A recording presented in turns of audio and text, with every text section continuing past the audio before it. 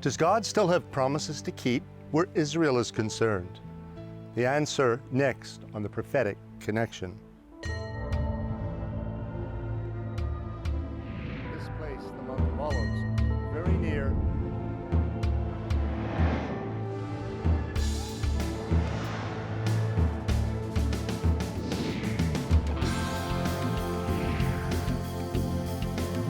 fulfilling the prophecy, waiting for the day when the Messiah will come.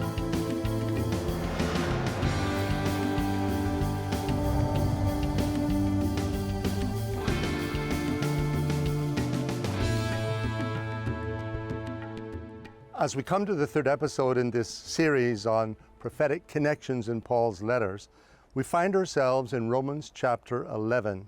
We've already examined chapter 9 and chapter 10 in episodes 1 and 2. And these are the foundational chapters to understanding who the people of Israel really are and why, in a sense, they rejected the Christ who was sent to them. In other words, the Messiah figure in fulfillment of all the prophets have said.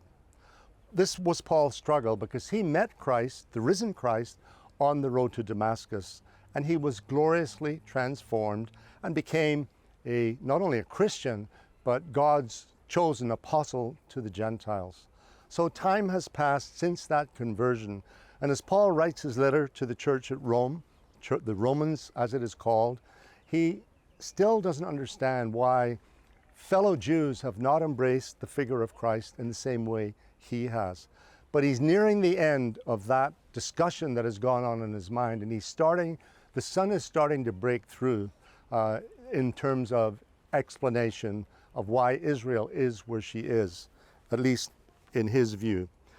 And he opens chapter 11 by saying that he asks the rhetorical question, has God, in a sense, given up in Israel? And he answers it just as quickly, certainly not. But then he goes on and he compares Gentiles with Jews and their relationship with God. And then we get to verse 25. And Paul has begun to understand a mystery. For I do not desire, brethren, that you should be ignorant of this mystery, lest you should be wise in your own opinion, that blindness in part has happened to Israel until the fullness of the Gentiles has come in. In other words, God has purpose in Israel's blindness. It's not full blindness, it's partial blindness, and presumably blindness to the figure of the Messiah who's already come to them. And then he says, and this is a future tense, verse 26, and so Israel will be saved, as it is written, the deliverer will come out of Zion, and he will turn away ungodliness from Jacob. For this is my covenant with them when I take away their sins. So the answer to the question, does God have promises to keep where Israel is concerned? Paul answers the question in Romans chapter 11, but there's much more to his discoveries than just that.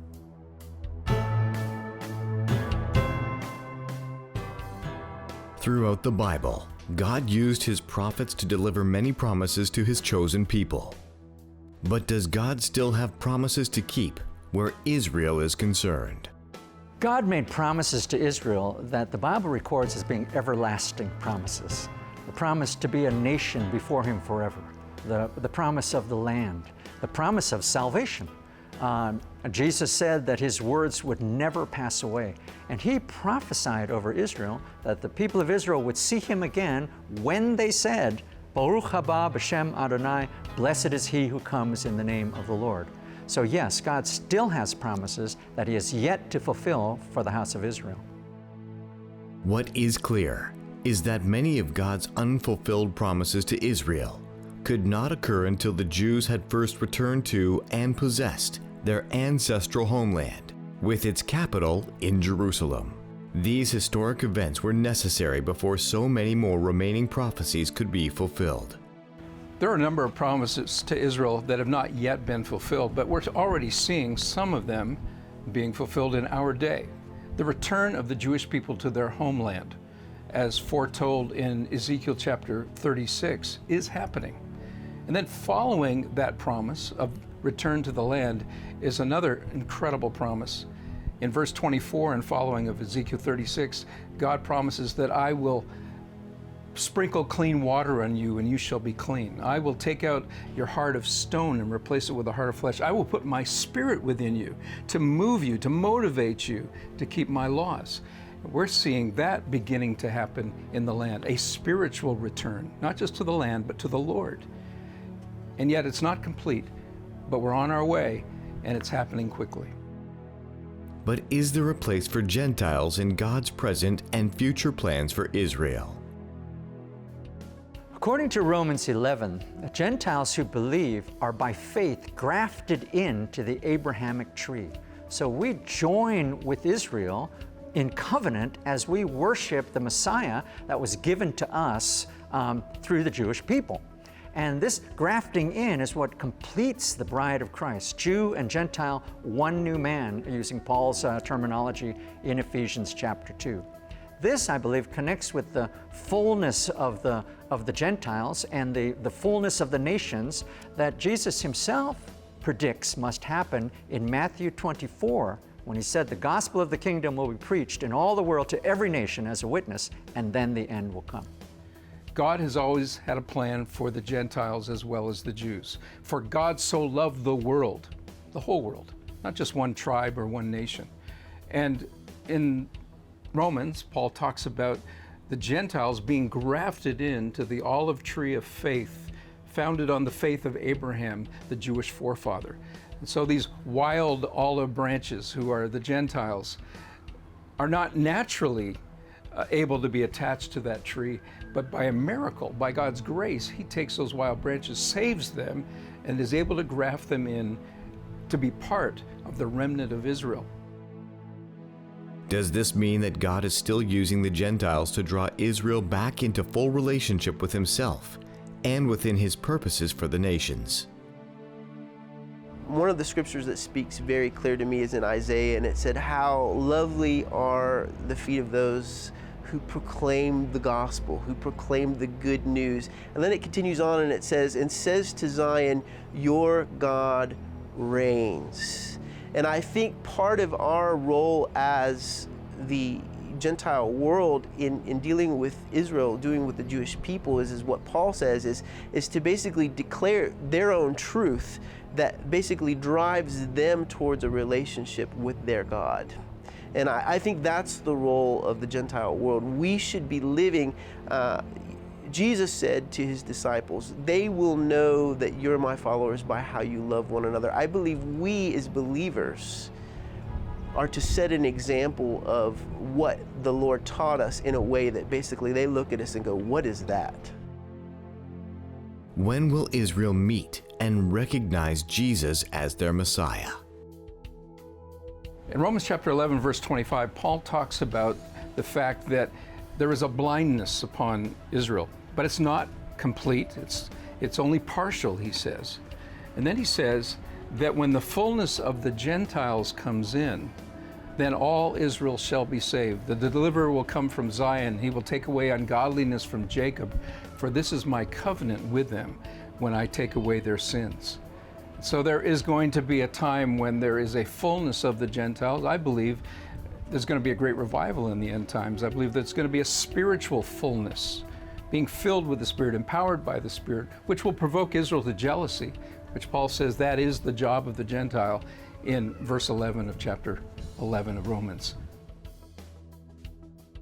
Are there other prophesied events that must take place before this promised encounter and reconciliation between Israel and Christ can occur?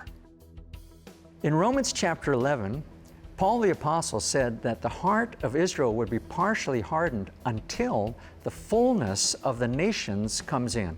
And the word he used there is pleroma, and it has to do with the full number, but also, I believe, the maturity of the movement, the Christian movement in all the nations. So as the nations mature and as the nations are evangelized and as the gospel of the kingdom impacts every nation, then Paul says, "And so all Israel shall be saved." So there's a national transformation that is yet to come to Israel, but it's going to come in conjunction with God's work in all the nations of the world. Don't go away. After this short break, Dr. John Tweedy returns with his teaching.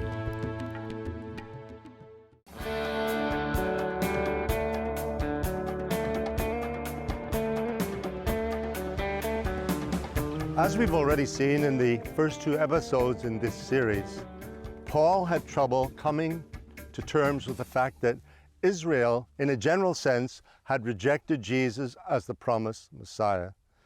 And so Romans chapters 9, 10, and 11 reflect Paul's struggles. And the book of Romans is one of the first letters that Paul actually wrote. So he's struggling with Israel standing before God.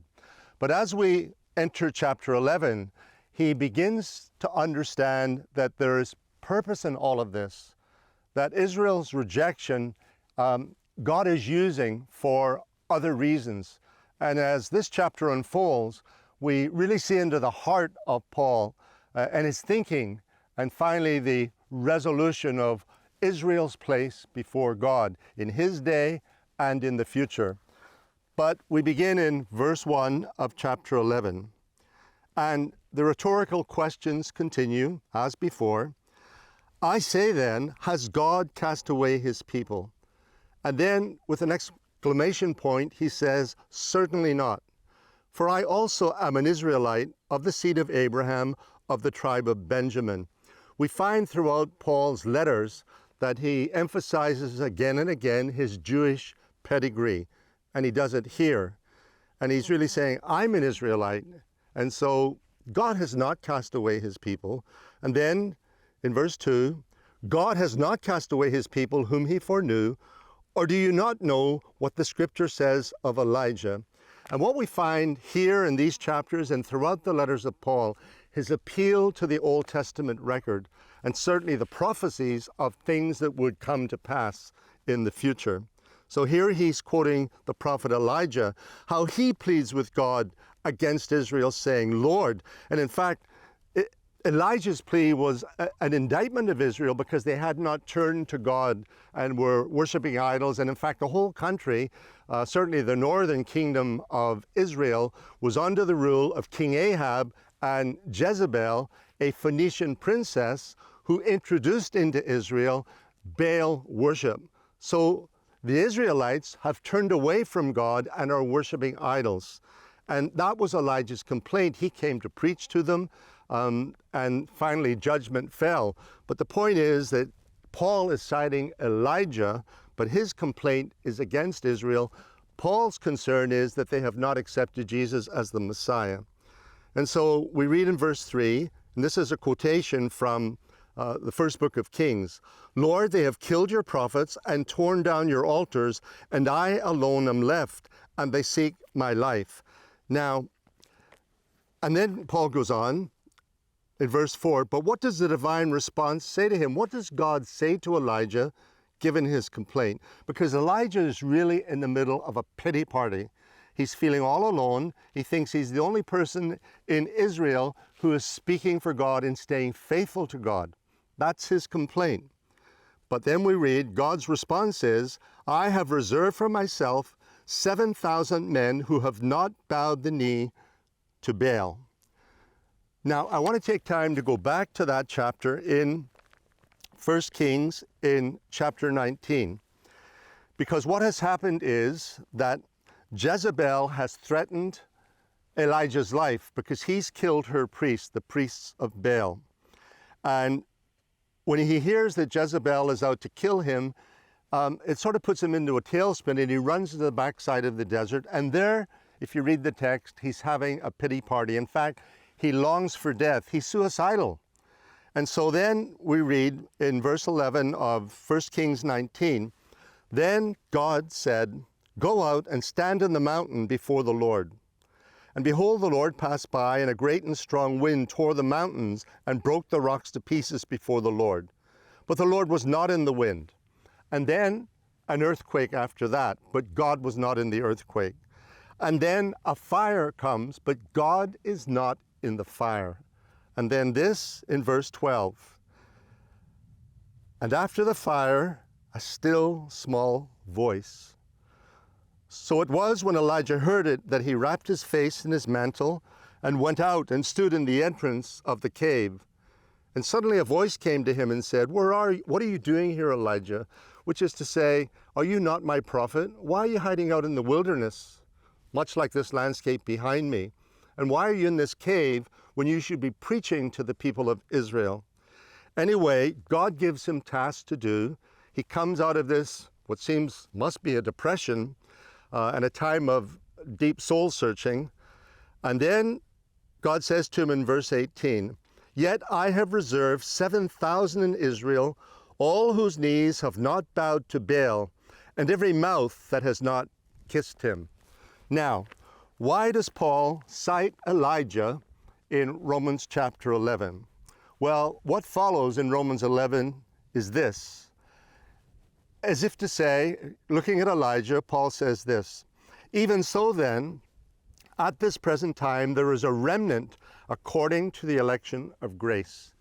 And remember God's remnant in Elijah's day, there were 7,000.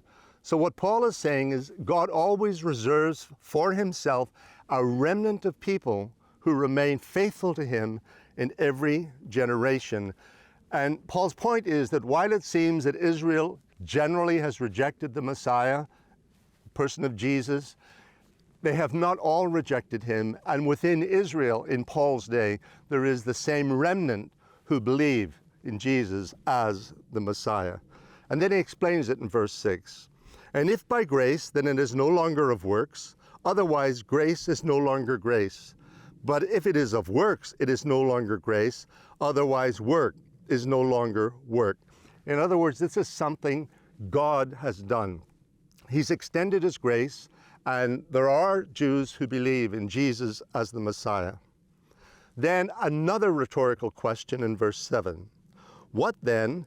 Israel has not obtained what it seeks, but the elect or the remnant have obtained it, and the rest were blinded." So now we see that Paul begins to understand where Israel is and why they are not where they should be. And then he has a prophetic explanation in verse 8.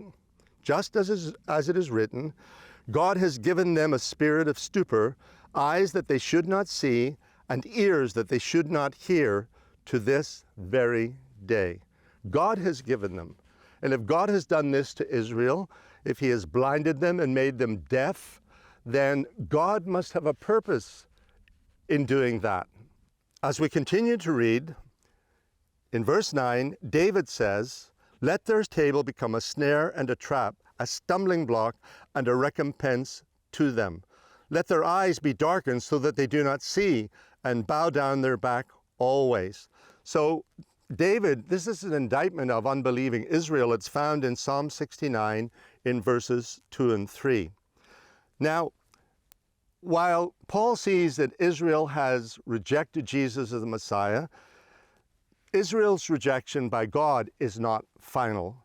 So we read in verse 11, "I say then, have they stumbled that they should fall?" Meaning to the extent that God will have nothing more to do with them.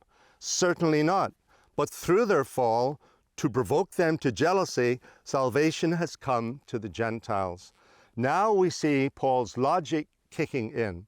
He's understanding why they don't believe. God has blinded their eyes and caused deafness. But the rejection by God is not final. God has a purpose, and he's going to provoke Israel to jealousy because now he turns to the Gentiles. And of course, Paul will be, and is in fact already, the apostle to the Gentiles.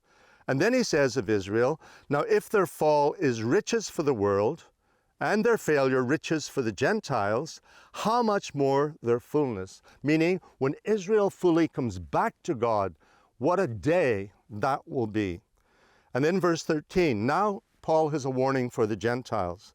"For I speak to you, Gentiles, inasmuch as I am an apostle to the Gentiles. I magnify my ministry, if by any means I may provoke to jealousy those who are my flesh," meaning fellow Jews, "and save some of them. For if their being cast away is the reconciling of the world, what will their acceptance be but life from the dead?" So he now sees a glorious future for Israel that's beginning to dawn on him according to the prophecies. "For if the first fruit is holy, the lump is also holy. And if the root is holy, so are the branches." Now watch Paul's logic again when we come to verse 17. "And if some of the branches," meaning unbelieving Jewish branches, "were broken off, and you being a wild olive tree," meaning Gentiles who really don't belong in the olive tree of Israel, but you were grafted in among them, and with them became a partaker of the root and fatness of the olive tree.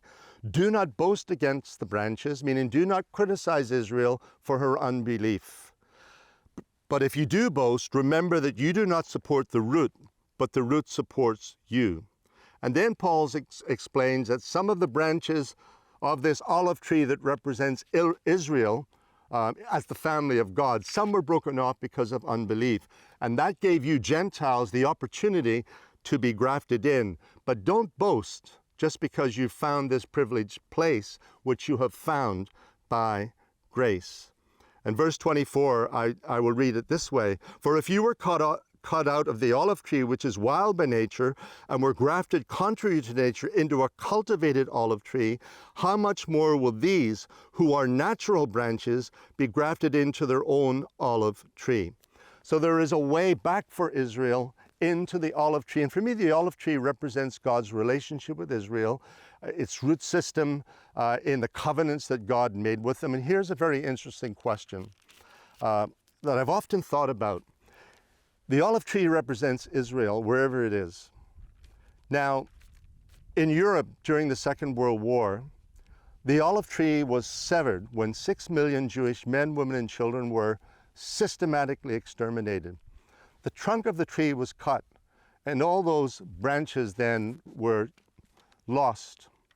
But think of it this way, if some of those branches were the grafted in church and the trunk was severed, where did that leave the church? The church could no longer draw the sap coming up from that Jewish root system into its branches to stay healthy. And so when I look at the church in Europe, and I can look beyond Europe, but certainly in this context, when I look at the church in Europe, the church in Europe is virtually dead. The blindness and deafness is that it doesn't really hear or see that it is fully dead.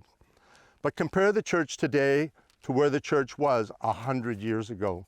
And is it possible that because that Jewish root system was severed, then life could no longer flow to the unnatural branches, the Gentile church? We continue in verse 25. Here's the mystery of Israel's blindness. For I do not desire, brethren, that you should be ignorant of this mystery, lest you should be wise in your own opinion. Blindness in part, partial blindness, has happened to Israel until the fullness of the Gentiles be come in. And then another prophetic promise in verse 26. And so Israel will be saved, future tense, as it is written, because it's God's promise that's been written. The deliverer will come out of Zion, and he will turn away ungodliness from Jacob.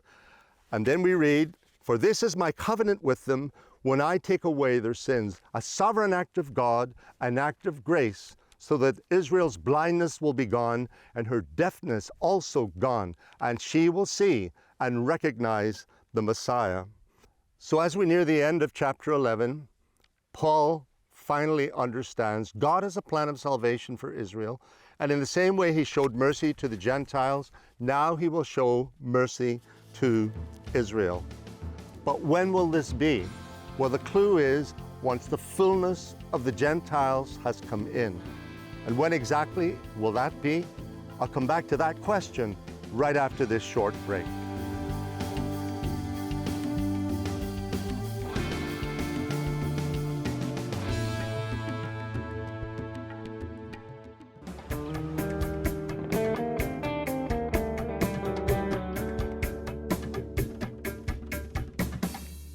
Just before the break, I asked the question, when will all Israel be saved? When will the prophetic word of Paul in Romans 11 be fulfilled? When will the Messiah or the deliverer come out of Zion and save Israel? I can think of no better answer than the one that deliverer, that Messiah gave himself. In Matthew 24, in verse 14, Jesus gives us the time frame not only of the end of things, but also of Israel's salvation. And this gospel of the kingdom will be preached in all the world as a witness to all the nations, and then the end will come. So there's the answer to the question. When the Messiah comes, he will come as the deliverer and the Savior of Israel in the same way as the Savior for all nations that will believe on him.